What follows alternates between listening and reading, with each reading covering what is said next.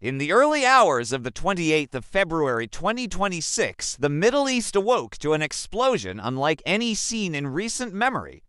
It was the beginning of a war that would rapidly expand from a regional dispute into one of the largest military confrontations.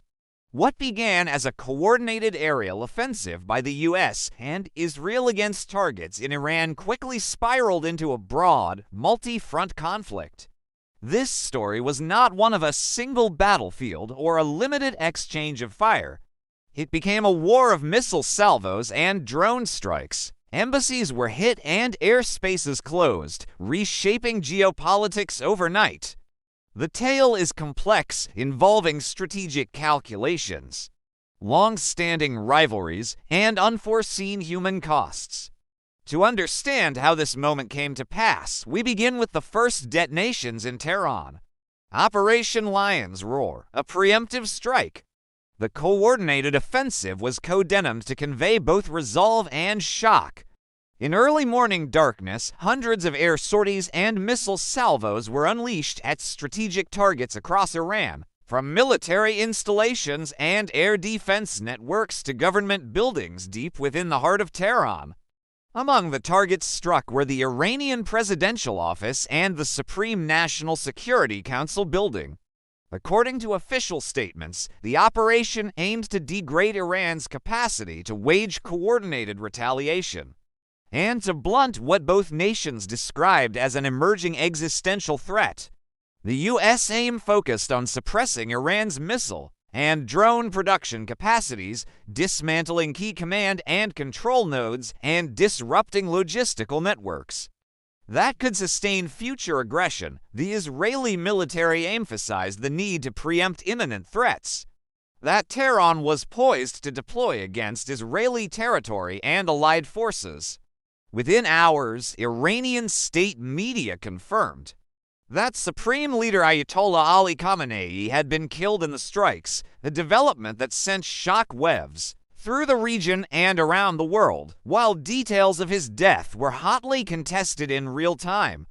Major outlets reported that one of the most consequential leaders in Iran's modern history had been eliminated, along with a number of senior military and security officials. The death of the supreme leader was a symbolic lightning bolt. It transformed what might have been a limited military exchange into a confrontation over the future of Iran's government itself. It raised immediate questions about the objectives of the United States and Israel, with commentators debating whether the strikes aimed simply at self-defense or whether they signaled a push for regime change. A fury unleashed, Iran's retaliation. Iran's response was swift and uncompromising.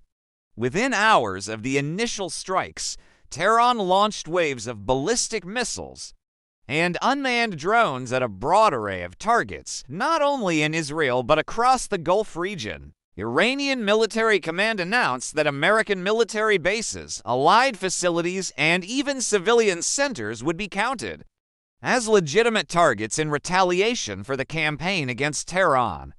The missiles roared through the skies toward Israel. The United Arab Emirates, Qatar, Bahrain, Kuwait, Saudi Arabia, and even the Hashemite Kingdom of Jordan. Air defense batteries lit up the night as interceptor missiles sought to down the incoming barrages, and sirens wail across capitals from Dubai to Manama to Doha. In the United Arab Emirates, Iranian strikes triggered explosions in cities including Abu Dhabi and Dubai. In Abu Dhabi, at least one civilian was killed and several others wounded, as debris from intercepted missiles rained down in urban districts. Qatar announced that it had shot down Iranian Su-24 bomber aircraft and intercepted dozens of incoming missiles and drones, while flights from Doha's Hamad International Airport were suspended as airspace was closed. In Bahrain, Iranian missile and drone strikes reportedly targeted the headquarters of the U.S. Fifth Fleet and damaged port infrastructure, killing a civilian worker when debris struck a shipyard. Across this broad swath of the Gulf, air defenses were overwhelmed, intercepting hundreds of projectiles even as some managed to cause damage and civilian casualties. Governments that had for years pursued closer ties with Western partners now found themselves directly in harm's way. Disruption and displacement. Impact on civilians. Inside Iran, the initial joint U.S.-Israeli aerial campaign wrought devastating effects on both military targets and, tragically, civilian infrastructure. State media in Tehran reported heavy losses and infrastructure damage in major cities, including residential neighborhoods and public buildings. Multiple sources indicated that hundreds of civilians were killed in strikes across the country within the first days of the conflict. One of the deadliest known incidents occurred in Minab, a city in southern Iran, where an elementary school was destroyed. During an early morning airstrike, Iranian authorities reported that as many as 180 school children were killed in that attack alone. Though independent verification remains challenging amid active combat conditions, the loss of young lives and the targeting of educational facilities, even if unintended, was seized upon by global media and humanitarian organizations as emblematic of the immense suffering unfolding across civilian populations caught in the crossfire. Hospitals and emergency centers in Tehran and elsewhere reported heavy damage, with medical workers struggling to respond. Amid ongoing bombardment, in Israel, Iranian retaliation likewise inflicted civilian casualties and damage. Missile strikes on Israeli cities such as Beit Shemesh killed and wounded civilians while knocking out critical infrastructure. Tel Aviv and other urban centers activated sirens and took shelter as missile fragments and debris struck residential buildings. The wider region, allies, airspace, and escalation. Beyond the immediate conflict, the war's effects rippled outward. Gulf states that had not been direct belligerents found themselves embroiled in the violence by virtue of geography and alliances. Saudi Arabia, Kuwait, Qatar, Bahrain, and the United Arab Emirates all reported interceptions of Iranian missiles or drones, and all condemned the strikes as violations of their sovereignty and security. Airspace closures and global aviation warnings led to widespread disruption of international travel. Airlines canceled flights across the region, rerouting aircraft to avoid potential strike zones and diverting long-haul flights around the Middle East, Schiphol, Heathrow, and other major European hubs. Saw waves of diverted aircraft as airlines scrambled to find alternative paths. Embassies under fire and diplomatic shifts.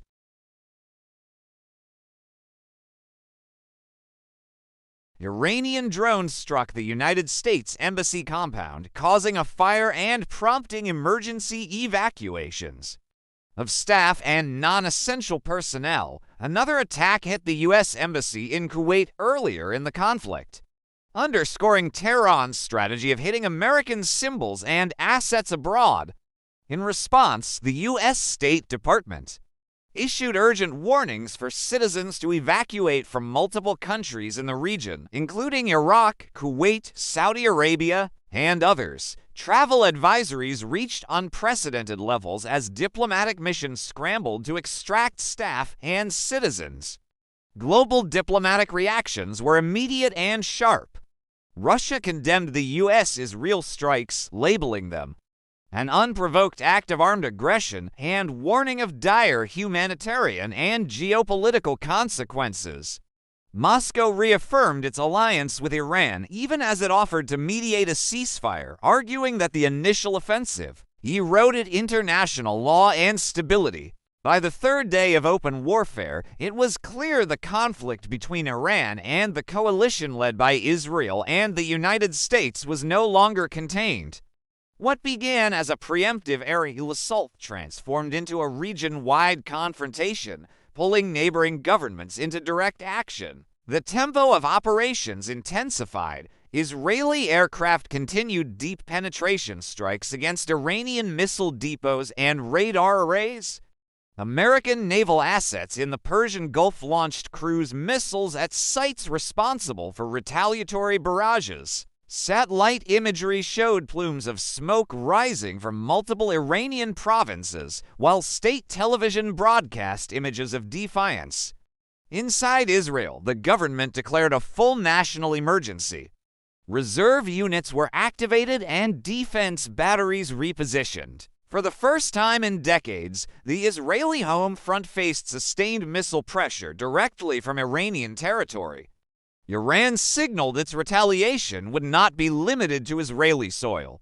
American military infrastructure in the region became a legitimate target. This declaration dramatically expanded the map of potential battlefields, placing U.S. air bases and naval facilities on high alert. In Saudi Arabia, air defense systems intercepted multiple incoming drones over Riyadh. Debris caused fires in industrial areas. Damaged oil storage facilities and industrial areas smoldered. Energy markets reacted instantly, with oil prices surging. Traders feared prolonged disruption to supply routes. The small state of Qatar scrambled fighter jets to intercept Iranian aircraft. Doha condemned reckless aggression. Bahrain, host to the U.S. Fifth Fleet, reinforced coastal defenses and imposed maritime exclusion zones. In the UAE, leadership convened emergency security meetings as explosions were reported near infrastructure in Abu Dhabi. The Gulf states, accustomed to stability, now faced direct exposure to interstate warfare with psychological effects unmistakable. To the north, tensions flared along Israel's border with Lebanon. Hezbollah intensified rocket fire into northern Israel. Israeli artillery and airstrikes responded in kind. What appeared bilateral was rapidly evolving into a multi-front war. The war stretched from the Mediterranean coast to the Strait of Hormuz, a focal point of global anxiety. Iranian naval units conducted maneuvers near commercial shipping lanes. Reports surfaced of mines discovered along transit routes. Insurers raised premiums dramatically, and major carriers rerouted vessels. The threat to this passage underscored economic stakes. As military operations expanded, diplomatic channels grew increasingly strained. Turkey positioned itself as a potential mediator. Ankara's leadership emphasized that continued escalation could destabilize the entire region, from the Caucasus to North Africa. At the United Nations, the Security Council convened an emergency session. Delegates exchanged sharp accusations. Russia condemned initial U.S.-Israeli strikes as violations of sovereignty. China echoed calls for restraint, warning of economic fallout. Western allies reaffirmed Israel's right to self-defense, but expressed alarm at civilian casualties and the widening scope.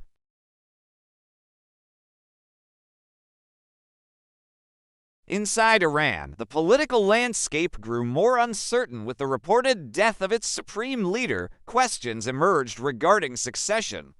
Senior clerics convened in calm amid heavy security, while the Revolutionary Guard asserted operational continuity. Public demonstrations filled the streets of Tehran, some expressing fury toward external attackers, others frustration at leadership. Despite internal uncertainty, Iran's military campaign did not falter. Missile launches continued in coordinated waves. Analysts noted increasing sophistication in targeting patterns. Cyber operations also intensified, causing outages. In Israel, military planners confronted a difficult calculus. Air superiority degraded Iranian infrastructure, yet Iran's vast geography and hardened facilities limited the impact. The question was whether to escalate further. For the United States, the stakes extended beyond regional security. American forces were actively engaged. Aircraft carriers repositioned in the Arabian Sea. Washington framed its involvement as necessary to protect personnel and allies. Civilian tolls mounted across multiple countries. Hospitals in Tehran struggled with shortages amid damaged infrastructure. In Israel, emergency services worked around the clock. Gulf governments established relief funds for affected residents. Global markets responded with volatility. Energy prices surged, shipping rates climbed, and stock indices fluctuated sharply. Investors feared prolonged instability could tip fragile economies into recession. Diplomatic envoys shuttled between capitals? Yet, even as calls for restraint grew louder, military operations continued. Each new strike risked miscalculation.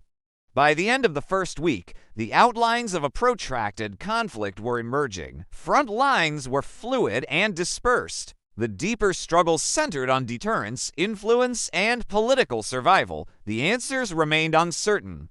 What was clear was that the March 2026 war had reshaped the strategic map of the Middle East in a matter of days.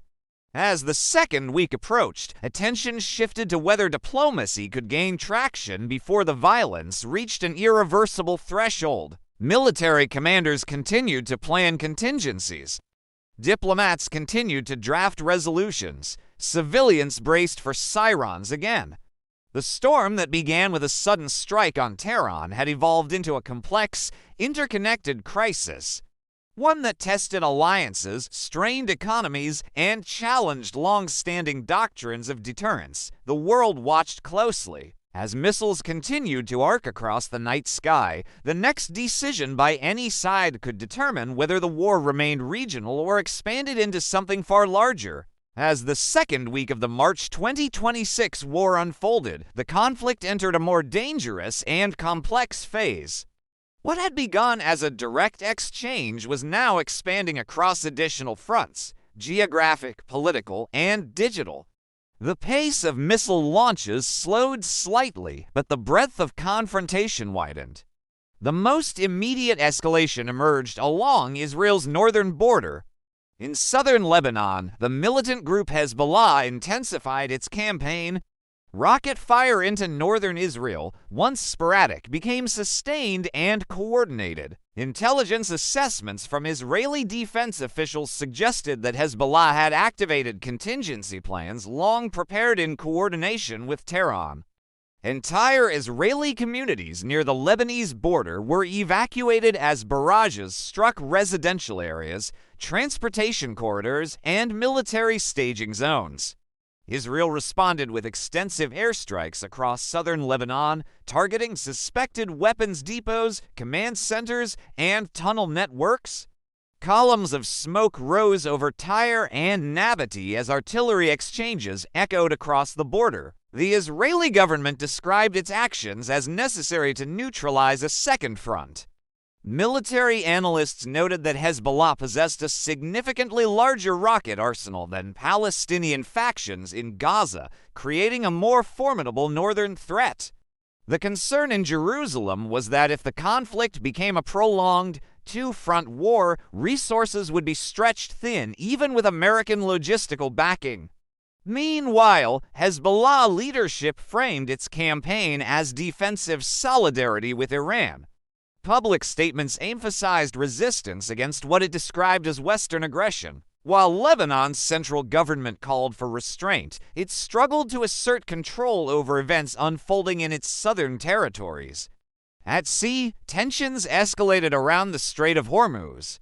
Iranian fast attack craft conducted aggressive maneuvers near U.S. naval vessels escorting commercial tankers. Surveillance drones from multiple nations crowded the skies above shipping lanes. Though no full-scale naval battle erupted, several near collisions and warning shots underscored how easily miscalculation could ignite a direct maritime clash.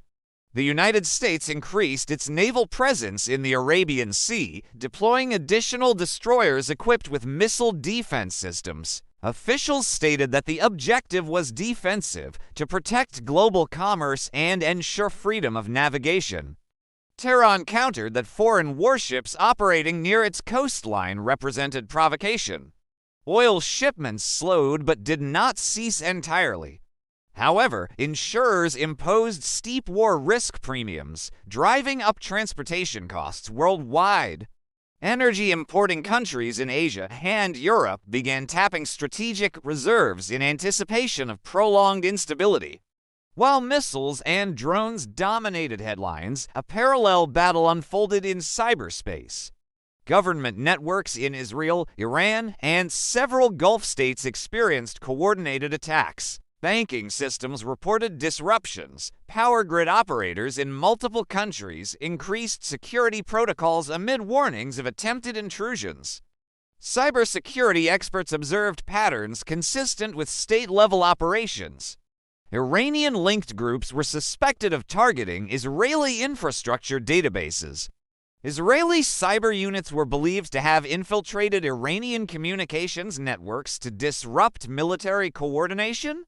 Though few details were publicly confirmed, officials acknowledged that the digital domain had become an active theater of war. Hospitals in parts of Iran reported temporary outages linked to suspected cyber interference, complicating medical response efforts. In Israel, emergency alert systems were briefly disrupted before being restored.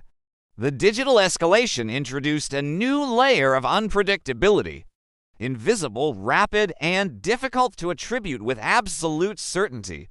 As the conflict extended into its second week, political pressures intensified within each major participant. In Iran, the reported death of the supreme leader created an atmosphere of uncertainty. Clerical authorities and senior officials moved quickly to project unity, but questions about long-term leadership stability persisted. Public demonstrations showed both nationalist defiance and frustration over the mounting civilian toll. Internet access was intermittently restricted as authorities attempted to control information flows. In Israel, prolonged missile alerts strained civilian morale. Though the government maintained strong parliamentary backing for continued operations, opposition leaders pressed for clarity regarding end goals. Was the objective limited deterrence, or did it include deeper strategic transformation within Iran? Military families demanded assurances about preparedness for a drawn-out northern confrontation with Hezbollah. In the United States, debate intensified in Congress. Lawmakers from both parties supported defensive measures to protect American forces. Yet some raised concerns about the scope of engagement. Public opinion polls reflected divided views on the extent of U.S. involvement. The administration reiterated that it did not seek regime change, but insisted that preventing further Iranian aggression required decisive action. Across the Gulf, governments adopted cautious postures. Saudi Arabia reinforced air defenses and coordinated closely with Washington, but avoided direct offensive action. Qatar and Bahrain maintained high alert status, balancing condemnation of Iranian strikes with appeals for de-escalation. The United Arab Emirates emphasized protection of civilian infrastructure and called for an emergency regional security dialogue. Though aligned strategically with Western partners, Gulf states were acutely aware that becoming formal combatants could invite sustained retaliation. To the north, Turkey continued diplomatic outreach. Ankara positioned itself as a potential intermediary, communicating with both Tehran and Jerusalem. Turkish officials warned that regional destabilization could exacerbate refugee flows and economic disruption. However, their mediation efforts faced the challenge of deep mistrust between primary belligerents. Intelligence agencies across the globe intensified surveillance. Reconnaissance satellites tracked missile launch patterns. Signals intelligence units monitored encrypted communications. The sheer volume of military activity created analytical challenges. Distinguishing routine maneuvering from preparation for major escalation required constant assessment. Strategic messaging became a tool of deterrence. Israel released footage of successful interceptions and precision strikes to project strength. Iran broadcast images of missile launches and mass rallies to demonstrate resilience. The United States publicized naval deployments to reassure allies and signal readiness. Yet behind these displays lay quiet back-channel communications.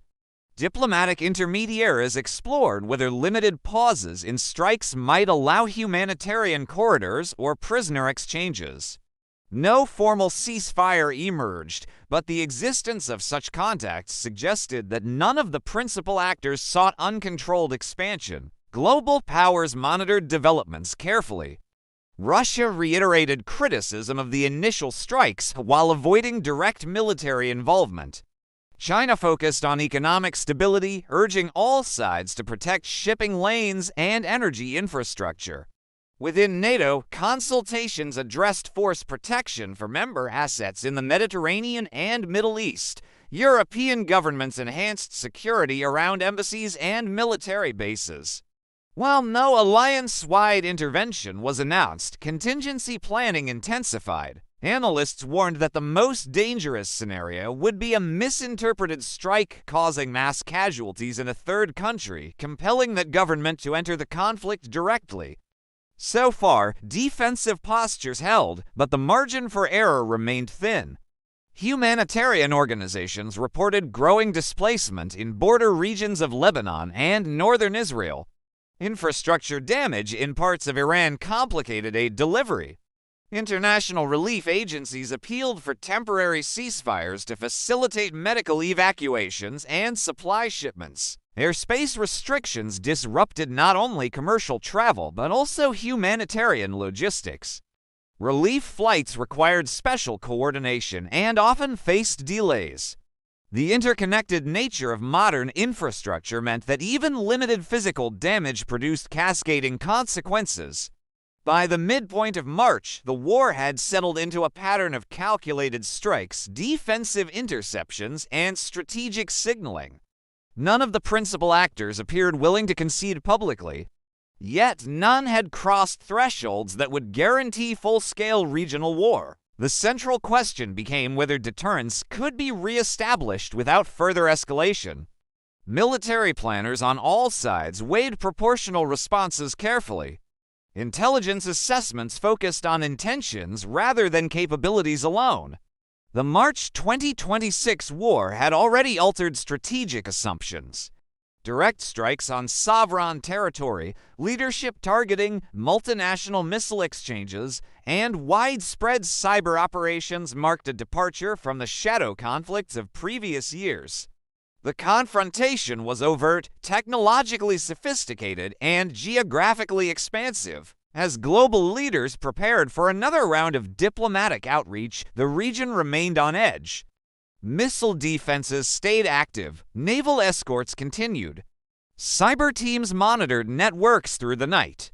Civilians listened for sirens, uncertain whether the relative lull signaled de-escalation or merely preparation for the next wave. The conflict had entered a precarious equilibrium, intense but contained, volatile yet managed. Whether that balance would hold depended on decisions being made behind closed doors in Tehran, Jerusalem, Washington, and beyond. The world watched closely, aware that the line between limited war and broader regional conflagration had never been thinner.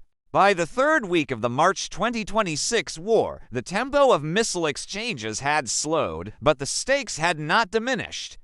The conflict between Iran and the coalition led by Israel and the United States had entered a decisive diplomatic phase. Military operations continued, yet increasingly they appeared calibrated, measured not only for battlefield impact, but for political signaling. The question confronting all sides was no longer whether they could continue fighting, it was whether they could afford to. Behind closed doors, indirect negotiations gained momentum. Regional intermediaries relayed messages between Tehran and Washington. Turkey intensified its mediation efforts, hosting emergency consultations with Gulf officials and maintaining open communication channels. Though no direct talks occurred publicly, diplomatic traffic increased significantly. The outlines of a potential ceasefire began to take shape. Preliminary discussions centered on several key components: immediate suspension of long-range missile strikes by Iran, cessation of deep penetration airstrikes by Israel, U.S. commitment to halt additional offensive operations beyond force protection, creation of monitored humanitarian corridors, a phased de-escalation timeline tied to verification mechanisms. For Israel, the central demand remained deterrence. Officials insisted that Iran's missile capabilities must be sufficiently degraded. For Iran, the priority was sovereignty and survival. Leadership figures framed any agreement as contingent on guarantees. The United States publicly emphasized defensive posture while privately pressing for de-escalation. American forces had succeeded in intercepting numerous projectiles and limiting damage to regional bases. But the prolonged deployment of naval and air assets carried financial and political costs. One of the most delicate components of negotiations involved the Northern Front, fighting between Israel and Lebanon, driven largely by Hezbollah operations, threatened to derail ceasefire progress. Israeli officials signaled that any comprehensive truce would require cessation of Hezbollah rocket fire. Lebanese authorities, facing mounting displacement and infrastructure damage, quietly conveyed interest in restoring calm, but lacked direct leverage over the armed group. Hezbollah's position mirrored Tehran's broader posture. Resistance, however, as strikes intensified in southern Lebanon, pressure mounted domestically. Economic fragility and humanitarian strain created incentives. Ultimately, de-escalation along the Israeli-Lebanese border became linked to broader Iran-Israel understandings. A reduction in Iranian missile launches corresponded with a gradual tapering of Hezbollah attacks, suggesting coordinated signaling. Attention also turned to the Strait of Hormuz. Naval maneuvering had not escalated into direct engagement, but the risk remained acute. Global markets were highly sensitive to any sign of disruption. The United States maintained carrier strike groups in the Arabian Sea while Iranian naval patrols continued near coastal waters. Insurance premiums for shipping remained elevated. Asian economies dependent on Gulf energy supplies urged rapid stabilization. As part of ceasefire discussions, confidence-building measures were proposed. Notification protocols for naval exercises, demarcated security corridors for commercial shipping, and third-party monitoring of maritime transit. Though modest, such mechanisms aimed to reduce the likelihood of accidental confrontation. Cyber operations proved more difficult to regulate. Throughout the conflict, suspected state-linked actors targeted infrastructure networks, financial systems, and communications platforms. Across multiple countries, attribution challenges complicated diplomatic responses.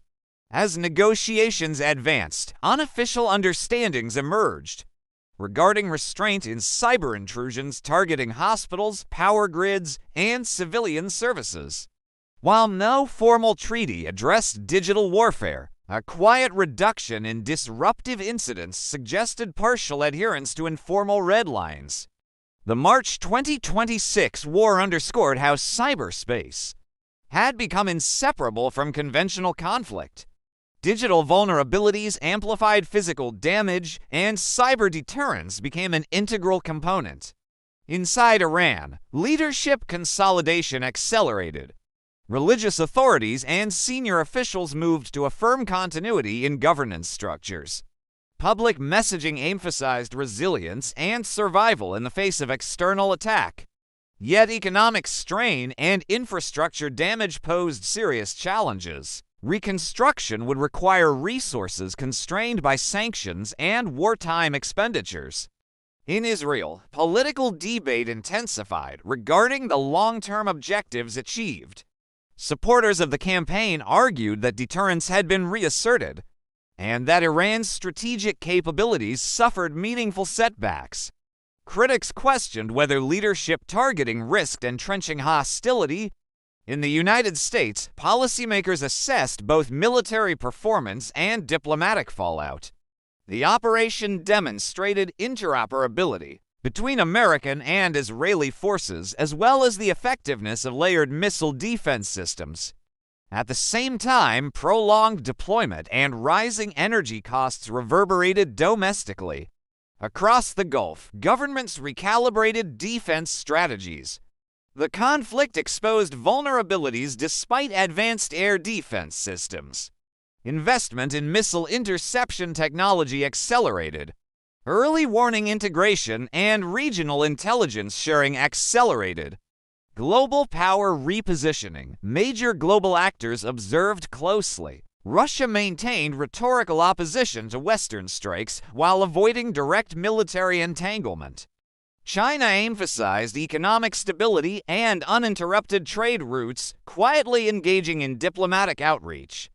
To prevent prolonged disruption within NATO, consultations during the conflict strengthened coordination mechanisms. For force protection in volatile regions, European states reviewed evacuation protocols and reassessed regional basing arrangements. The war did not trigger formal alliance expansions, but it reshaped strategic conversations about deterrence, sovereignty, and escalation thresholds. Leadership targeting, once considered extraordinary, had entered the realm of operational reality. The precedent would echo beyond the Middle East. After days of incremental signaling and indirect negotiation, a coordinated announcement emerged. Hostilities would be suspended under a monitored cessation agreement. Missile launches would halt immediately. Airstrikes beyond defensive intercepts would cease. Humanitarian access corridors would open under international supervision. The announcement did not constitute a peace treaty.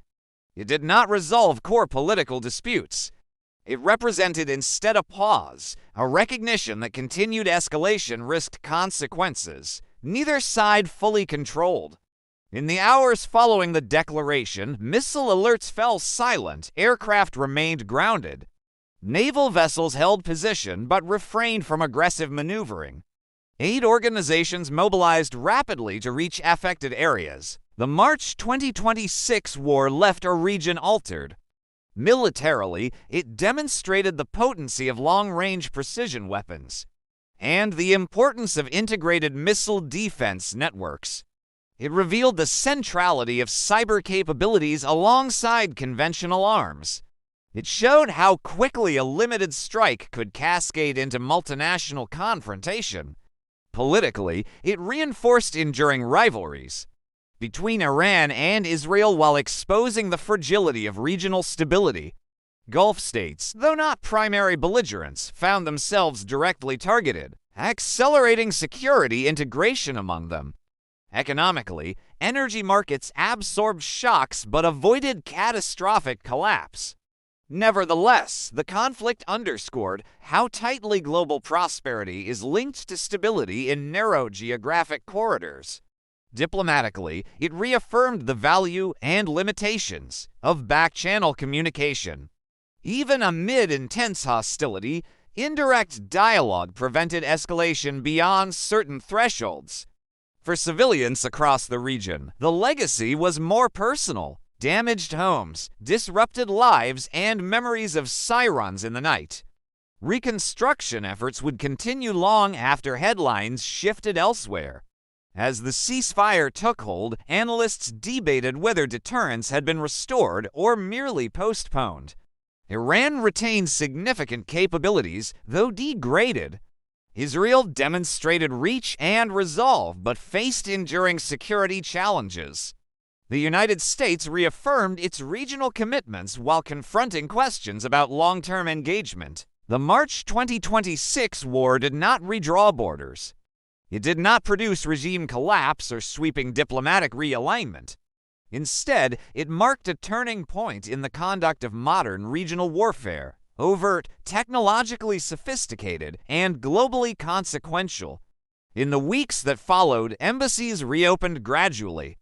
Commercial flights resumed cautiously. Naval patrols continued, but with reduced tension. Markets stabilized, though at new price baselines reflecting persistent risk.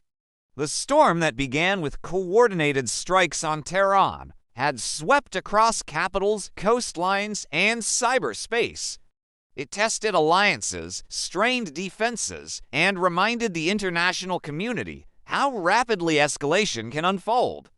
The ceasefire ended the immediate violence, but the structural tensions remained.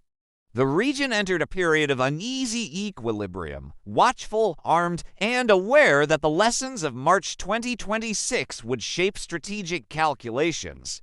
For years to come, the war had been contained, but not erased. Its echoes would continue to influence decisions in Tehran, Jerusalem, Washington, and beyond, long after the skies over the Middle East fell quiet once more.